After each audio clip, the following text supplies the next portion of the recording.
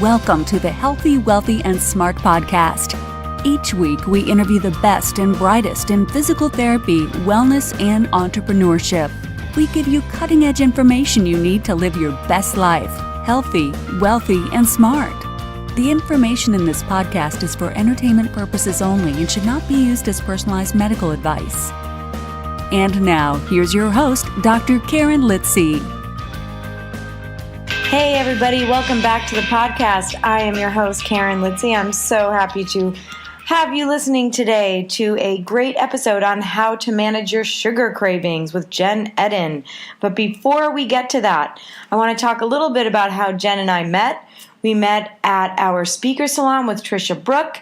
And good news, if you're listening to this, Trisha Brook, who is a TEDx producer, a writer, a director, the curator and creator of Speakers Who Dare, is going to be having a half-day workshop for public speaking really tailored to medical professionals. So if you are interested, click on the link in the show notes and you can get more information on how you can sign up for this half-day workshop with Trisha Brook.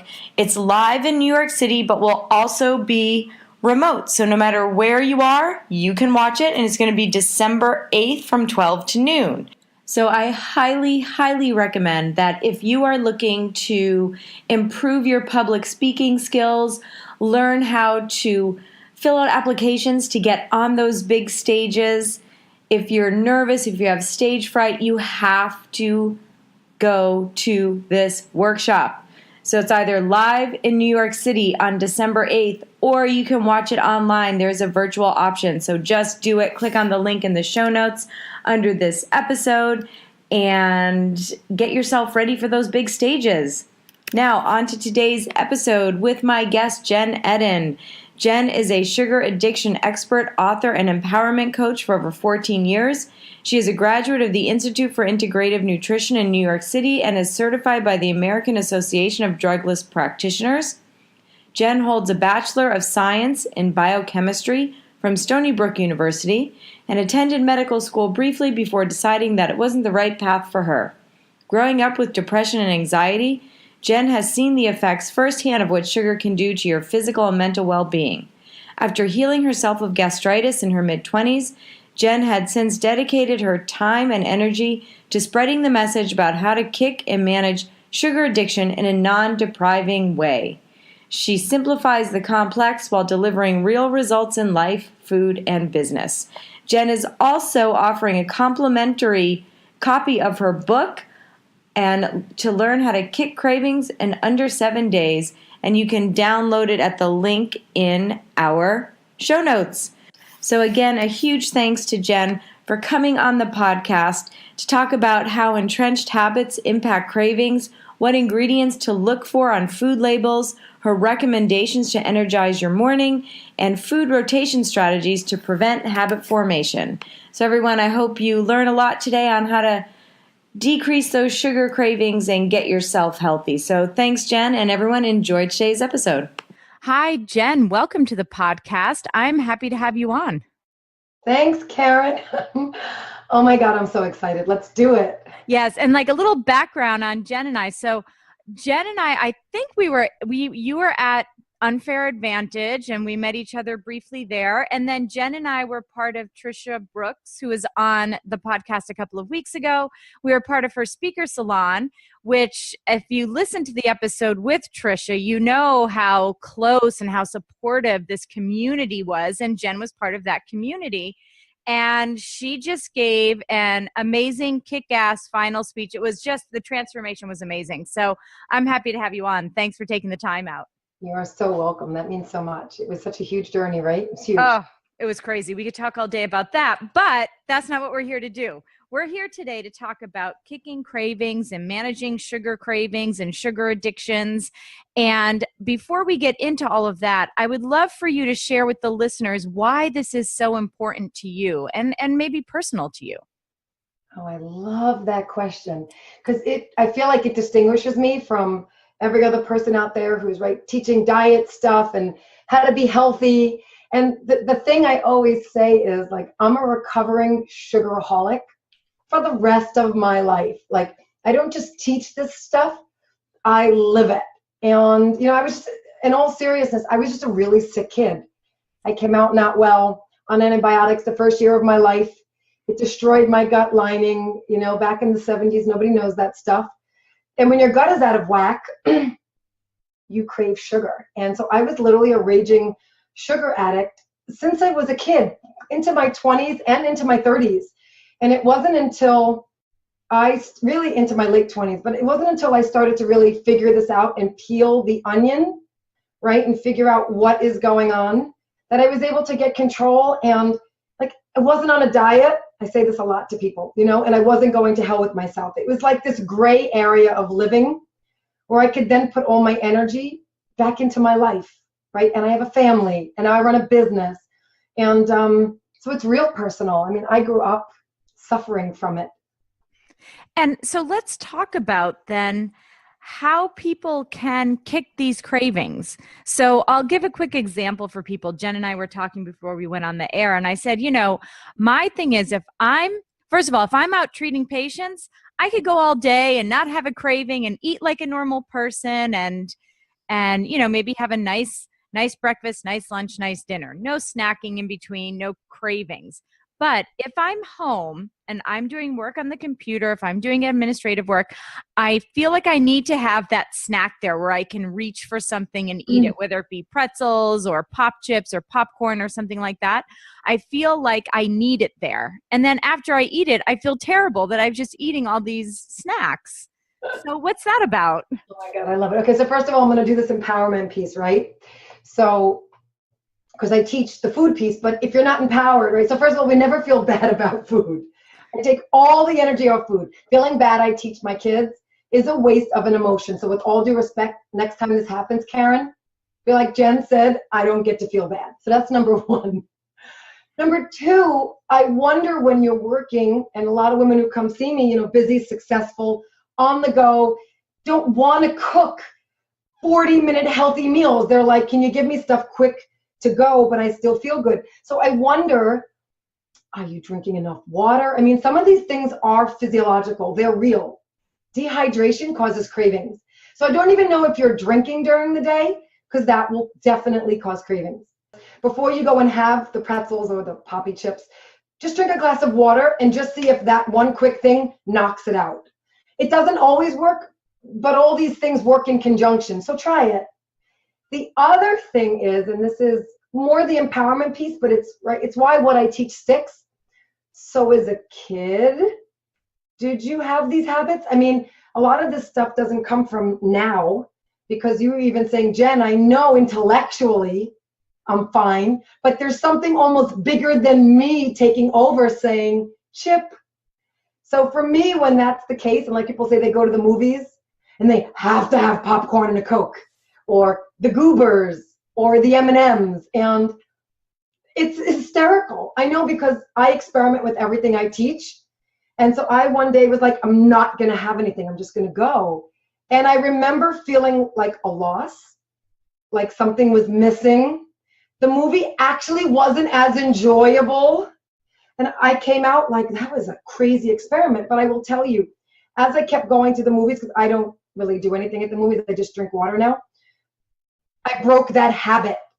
So it could almost just be a habit. And a lot of what I teach is, yes, right, this physiological, could it be cravings from dehydration, but it's also, it could be a habit so strong that you built up that we literally need to, can I go there, like rewire nerve circuits, like rewire.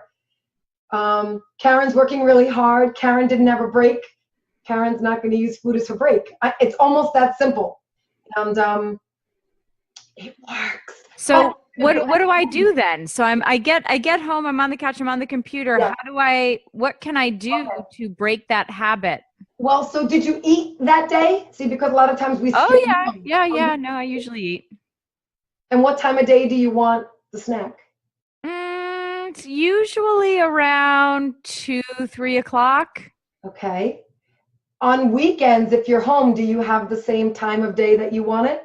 Or is it just when you're working? I think it's just when I'm working. Interesting.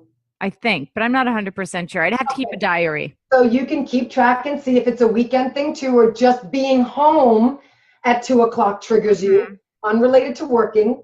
I mean, I'm pausing. So for me, I'm going to allow myself to feel really uncomfortable. And I'm going to drink some water. I'm going to pace my house. And really, so what's something else I teach? I make everything an experiment. So because I'm not you, right, I don't immediately, oh my God, I know the answer. It could be the dehydration. But you're going to know the answer by me telling you to just take a break. My guess is you almost just need a break. You need a break. Like you've worked too hard and you need a break. And for me then, let's say you do all that and you still want a snack. I'm just going for a piece of fruit. And I'm going to see if literally your brain is so depleted, could be of sugar, right? Of glucose, it's what it needs to function, that you might actually just need some brain food. And you just, because we haven't worked together, you didn't know that a tool could be, well, just switch what you're eating and get used to having an organic green apple because they're my favorite. And every day do that if you're home for 5 days. And you see if it changes it up, because I can guarantee it will. Okay, so I will do a 5-day experiment, and then I will report back on a later episode of how this went. So I will try a 5-day experiment of kind of swapping out and, or even maybe doing work somewhere not at home and see if I still have those cravings. Because like you said, it might just be this habit of, okay, I get home, I sit on the couch and this is what I do. Or maybe I sit at my table instead of sitting at the couch or at my desk or something. So I will give that a try. Great. Do you want to know how I know that? Yes. Because I'm all about science. I really am. So while what I teach is intuitive, right? And I've been at it for over 14 years, but I read a lot of books and it's really amazing. So for myself, so I grew up with a lot of depression, anxiety, hence sugar for me was very comforting. And I was reading books about the mind, about patterns that repeat themselves. And the book had me just starting to take notice of when I'm feeling certain things during the day and just notice the way you are, if I have them every day at the same time. And every day at around the same time, around 3 o'clock, I would have some low-level panic. Nothing major, don't need medication, but I noticed, could be similar, but in this case, it was just like almost low-level anxiety every day. And I noticed, but I never knew it was at the same time. And then I had to really just rewire what goes on for me at 3 o'clock. Am I tired from the day? Do I need a break? And I'm happy to say it's rewired and I no longer have that pattern. Like a lot of women wake up and they feel anxious and they go to coffee, they go to this. And so I do a lot of awareness work too. So I'm excited to see it. It's breakable.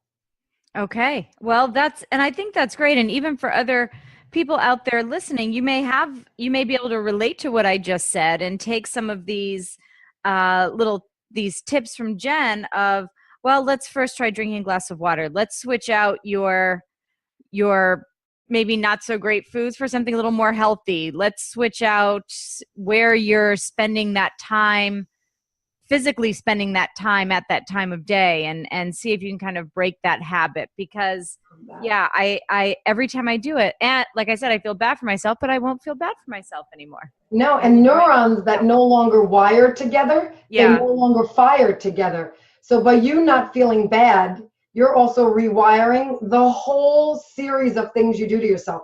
Not to mention, I would love to just 2-second that and say, like the pop chips and I don't know, the pretzels, that stuff, loaded with chemicals, highly processed, and it truly does raise your blood sugar levels. And when they go high and low, it's just known, it's a fact that it causes you to crash and have cravings then for more sugar. So by also changing out the food and having something that's vitamins, minerals, fiber, you're actually breaking the cycle of what's going on physiologically in your body, and you're giving it some nutrients. So it's like a win-win-win. There's like so many reasons I say to do it.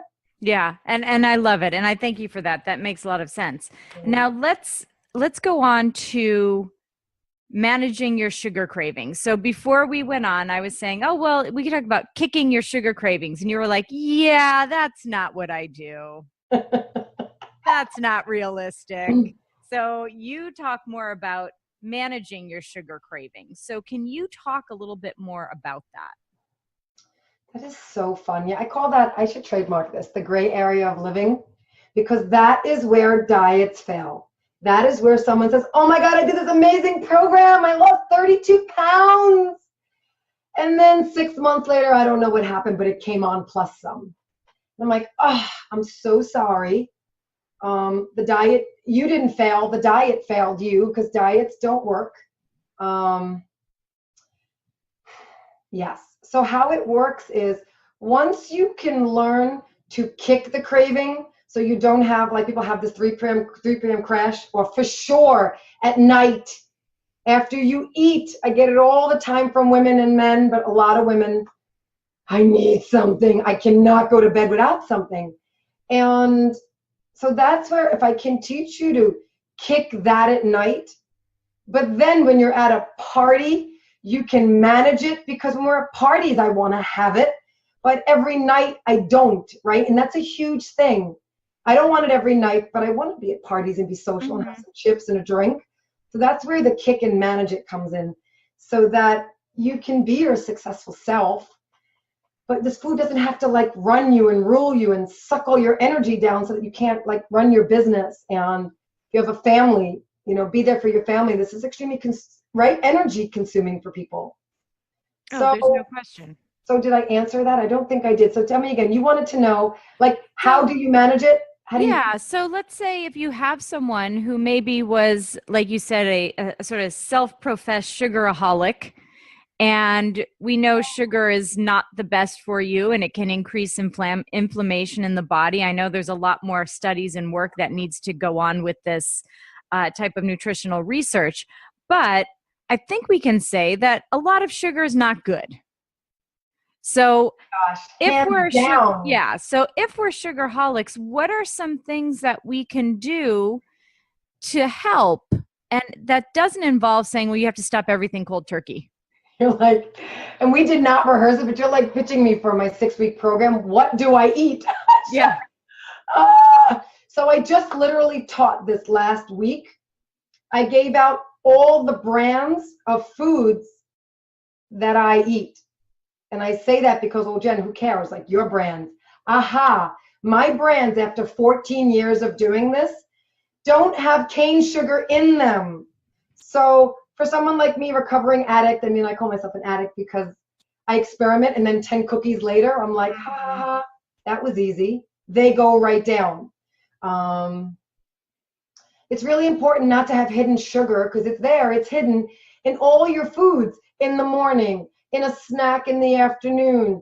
If you're going out to dinner, I just did this today in my class, how to eat and be social.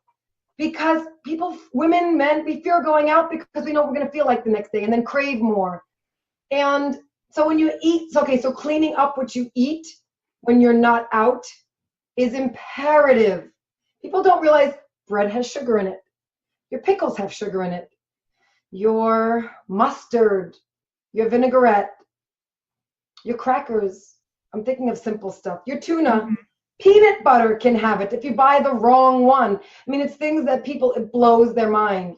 You order a salad, you think you're doing great. The vinaigrette is loaded with sugar, and then they throw these yummy dried cranberries. Dried cranberries are loaded, not like raisins where it's just natural sugar, but they coat it with cane sugar. So people are getting this inflammatory response all day long, which is why the weight is where it is. People feel like they have to exercise to get off the weight. I mean, people can't see me, but we were mentioning right before the call, I'm not obsessed. I'm a mom of 3. I'm 43. I'm in the best shape of my life. I work out 3 days a week, and I really eat what I want. And it's because it's these little tweaks, right, that I teach. So for sure, cleaning up your food every day to save it for the going out is huge. And does that mean kind of looking at labels when you're buying things, or trying to cook at a lot on your own and that kind of stuff? Is that? Yeah, I would say number one is labels. Okay. Not packaging. Packaging is deceiving. I mean, read a label. What's the first ingredient? Cane sugar? No, thank you. Cake where the first ingredient is cane sugar is a problem. I'll take anything, even though, I tend to be on the side of less gluten, less dairy, because it's for another day, less inflammation for really everyone. I didn't say none, I said less. Mm-hmm. So, when the first ingredient is brown rice syrup, well, that sounds good, rice, and then cane sugar, and then tapioca, and then I could keep going. It was sugar, sugar, sugar, and people don't realize that. And the first ingredient is the most. So it might got say, it. 6 grams of sugar, but it's still pure. It's all sugar because the first. So and what about like high fructose corn syrup and that kind of stuff? That's also a no-no, right?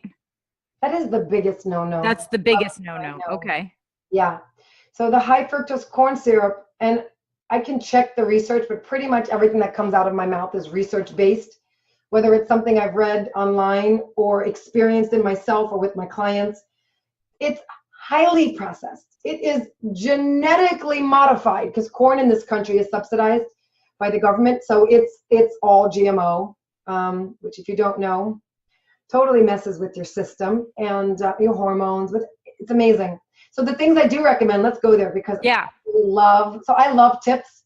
I will give them away till the cows come home. So what really is quote unquote healthy, and I don't want to say less damaging because I don't like to think of food that way, but let's just say less inflaming. Raw honey is actually incredible. It's healing, raw honey. Stevia for people who can tolerate it. A little bit of that, maybe not in your coffee. Like people can bake with it. I don't love stevia. Some put it in their tea. I'm not a fan, but it's similar to those artificial sweeteners, but it's not artificial. Huge difference.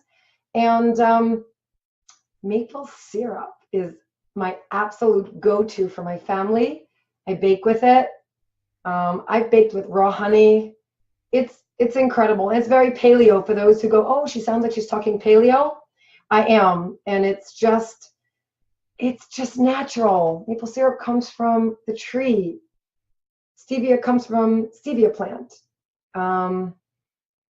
Honey, raw honey, it comes from the bee. So, right. So that's the stuff. And I call it less drama in the body and less drama in the person. And some people are highly affected by cane sugar. I mean, for me, alcohol, certain alcohols, they can transform your personality. So if you are nice one day and feel a little angry and a little angry, please know it could be your food. Yeah, think about what you're putting into your system. So I love those tips. So instead of the high fructose corn syrup and the cane sugar and the other, what was another syrup? Oh, it's everything. Tapioca syrup, brown rice sugar. So instead we could look for raw honey, stevia, maple syrup. This is there. I mean, they're all just different versions of sugar. Yeah. They're getting sneaky with how to put that in stuff now. It's just sneaky. You could Google 100 different ways sugar is hidden, and you'd be like, oh my God, I had no idea. All that, you just have no idea. Perfect. So it's great. And now what about, so we've talked about kind of kicking those cravings, getting over that 3 p.m. slump, sugar, which I'm sure could go on forever, but for time's sake, let's talk about how to start your day.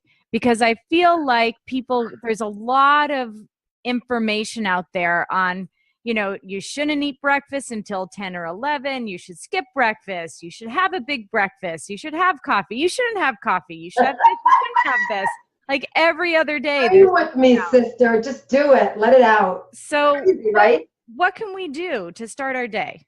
So, I just thought about this. So, week 2, what do you eat? Intuitive eating, but I will give you answers.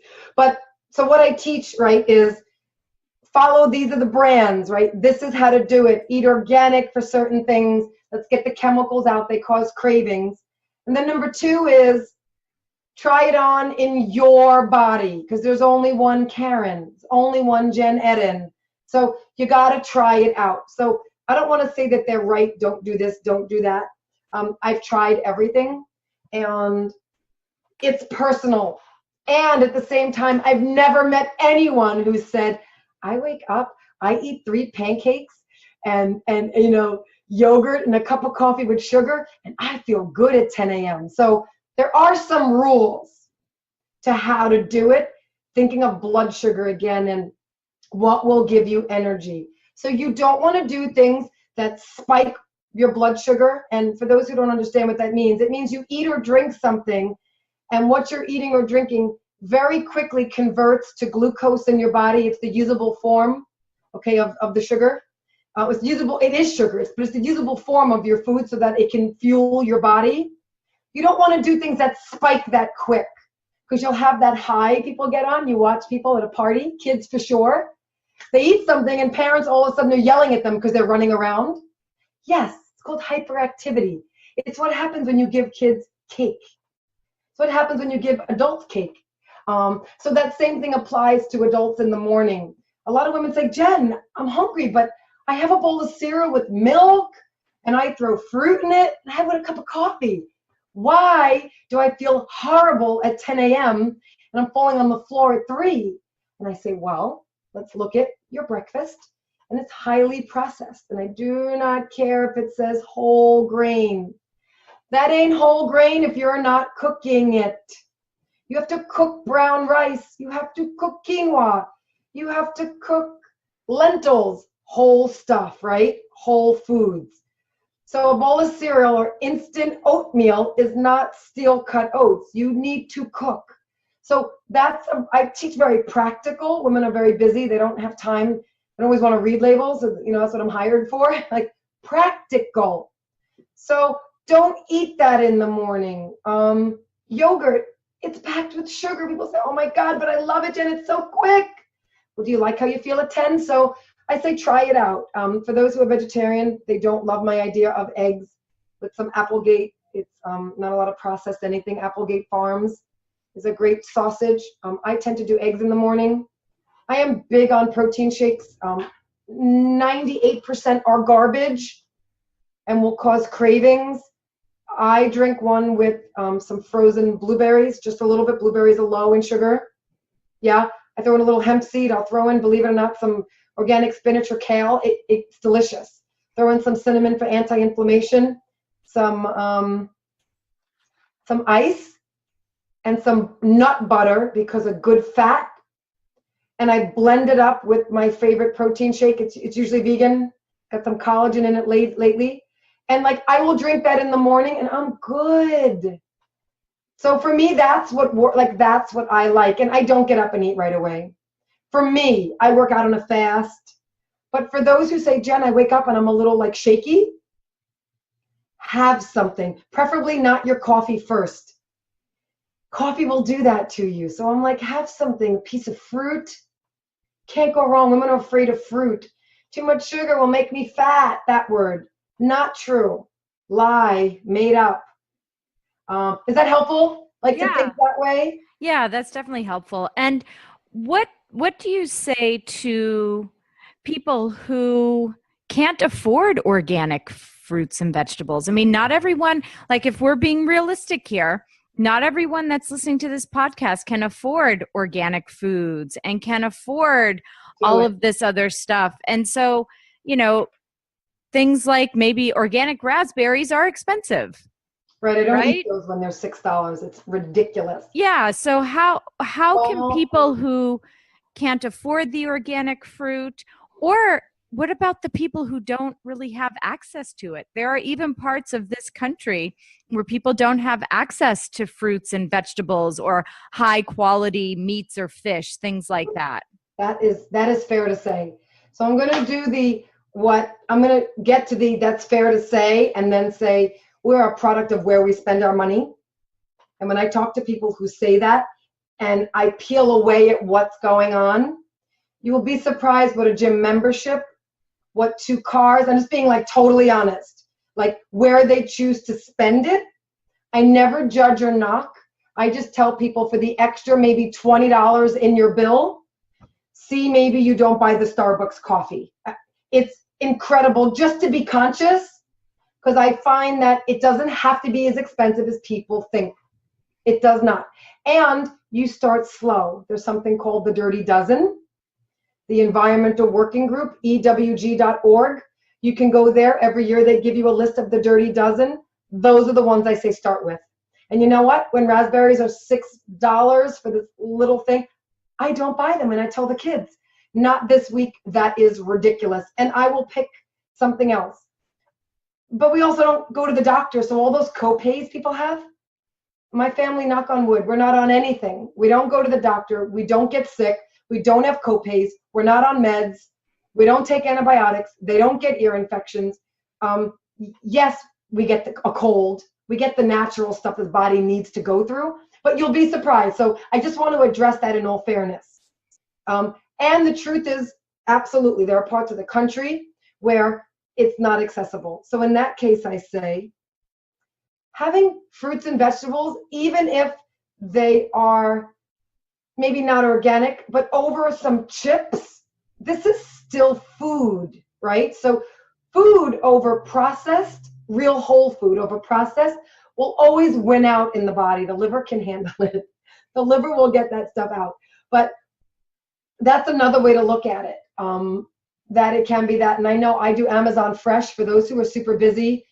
And I don't really shop. I'm going to give the Whole Foods plug. Like, I don't really do the Whole Foods thing. People think, oh, organic Whole Foods. You know, I shop at Super Stop and Shop. You can go to, there's no wall bounds anymore, but ShopRite's. Amazon Fresh is my best friend. I can't get over what I get there and the prices, and they deliver to me. But if you're listening and you're like, try and get local. Support your local farmers. You know, you can't go wrong there. And I don't know anyone, with all due respect to our country, anyone that's sick who only eats fruits and vegetables. And, you know, even if it's not organic chicken, it's usually the processed stuff in conjunction with the non-organic fruits and vegetables that is the problem. And the stress-filled life, with all due fairness. So is that a fair answer? Yeah, I think that's a fair answer. I just wanted to make sure that, you know, we're not kind of excluding a whole group of people who might be listening and be like, I can't do any of this. I can't. What are these people talking about? And I think that if you can, like you said, just switch out chips for a piece of fruit, even if you just start once a week or something, I think that, you know, hopefully people will be able to seek out and find, maybe it's a local farmer or a farmer's market or a Walmart, because I think a lot of Walmarts have food in them now, you know. So instead, when you go to the Walmart, instead of spending the money on the chips and the pretzels, spend it on, you know, a little bit of fruit instead. I can guarantee that swap will lower your food bill. When I stop buying processed, I do buy it, but for my kids, one of my tricks for those listening that are parents, so I rotate out the snacks because we have addiction in our family. I don't know if I said that, but I have addiction in my family, all sorts of addictions. So I know we're more susceptible. It just passed down. So when my kids want, let's say, cheddar bunnies, so I don't do goldfish, but I'll do some organic cheddar bunnies. I'll buy them that week, but then they disappear because once you get used to them, the way, Karen, we were talking about your snack, it becomes a habit. So I never let my kids get into any bad habits because I just keep rotating stuff out. It is the most brilliant thing I think I've done raising my children. But I will tell you, I bring it up because the weeks we don't buy it, I'm like, oh my God, my bill was $30 less because it's amazing. The graham crackers, the pretzels, the chips, the breads, it is incredible. It's $5, $5, and it adds up. It's incredible. I just want to make that distinction. It's incredible. That's great. Thank you so much for that. And now, before we kind of sign off here, and I ask you one last question, what would you like the listeners to take away from this discussion? Some take-home points. I love that. Being healthy isn't difficult. It's actually simple. I say this a lot to my clients. It's simple, not easy. So people get caught in and they blend the two together. God, it's not simple and it's so not easy. It's actually simple. I'm telling you, if you've been listening, you know, even if you're hearing just pieces of our podcast, this segment, have a piece of fruit, whole stuff. So I've gone into schools and I've taught. And when I'm teaching these kids, these little kids, anywhere between kindergarten and 6th grade, I can't talk this way. I have to talk in simple terms. And it made me appreciate, like I tell them, eat one ingredient foods, because they don't really read in kindergarten. And so they know, eat a piece of chicken. You don't have to read the ingredients. It's a piece of grilled chicken. It's not something you open in a box that you have to read labels. A piece of fruit is one thing. Nuts, it's just nuts, right? So long as it's not sweetened with stuff. An avocado is an avocado. A pickle is a pickle. And so the way I teach the kids is really how we can eat. It's simple. We just complicate it with this heavy marketing. If I can go like heavy marketing, breakfast bar, 100-calorie breakfast bar. There's nothing breakfast about it. It's just sugar in a bar. It's a candy bar. Yes, right. My marshmallows are in my cereal, so I can eat it. And so it's simple. So being healthy is simple. Great advice. And now, before we leave, this is the question I ask everyone, and that is, knowing where you are now in your life and in your career, what advice would you give to yourself as a young woman in her 20s, knowing where you are now? I love that. Give yourself more credit. We tend, as a society, I own that. I work on it all the time. It's the empowerment piece of what I do in my work.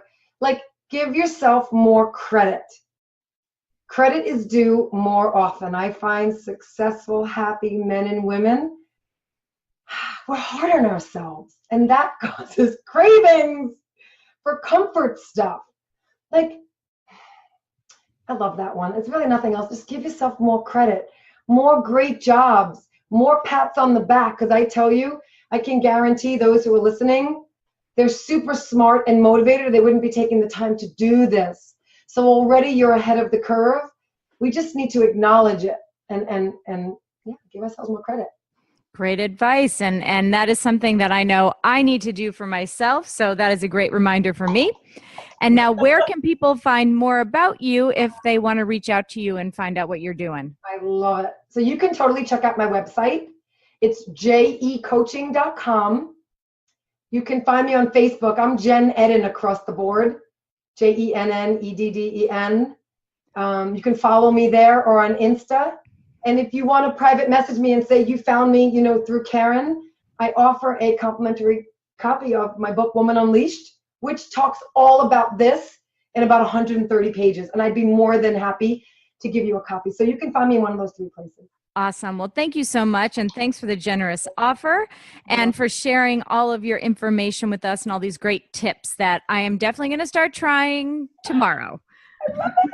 So thanks so much. And to everyone else out there listening, thanks for tuning in, and definitely reach out to Jenn, get a copy of that book. Have a great couple of days and stay healthy, wealthy, and smart. Thank you for listening, and please subscribe to the podcast at podcast.healthywealthysmart.com. And don't forget to follow us on social media.